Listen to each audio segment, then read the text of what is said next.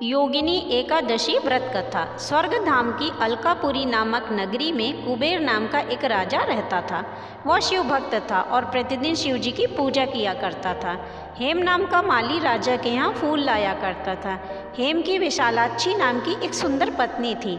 एक दिन हेम मानसरोवर से पुष्प तो ले आया, लेकिन कामातुर होकर अपनी पत्नी में रम गया। उधर राजा दोपहर तक हेम की राह देखता रहा। अंत में राजा ने अपने सेवकों को आज्ञा दी कि जाकर हेम का पता लगाओ। सेवकों ने हेम का पता लगाकर राजा को सारी बात बता दी।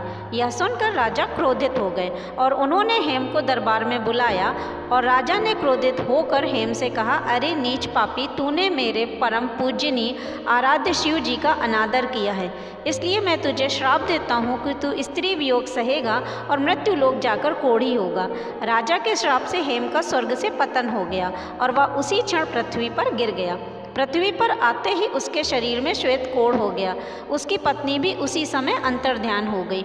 मृत्युलोक में आकर हेम ने महान दुख भोगे। भयानक जंगल में जाकर बिना अन्न जल के भटकता रहा। रात में उसे नींद भी नहीं आती थी, परंतु शिव जी की पूजा के प्रभाव से उसको पिछले जन्म की स्मृति का ज्ञान अवश्य था।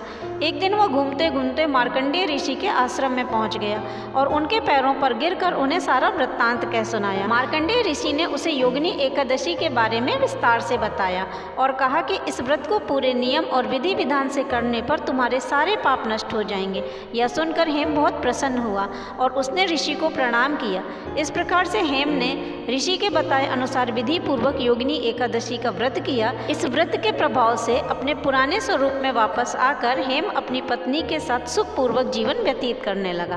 कहते हैं कि योगिनी एकादशी का व्रत 88,000 ब्राह्मणों को भोजन कराने के बराबर फल देता है।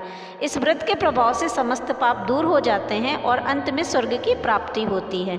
तो बोलो विष्णु भगवान की जय। भगवान विष्णु मेरे सभी भाई बहनों के कष्ट दूर करें।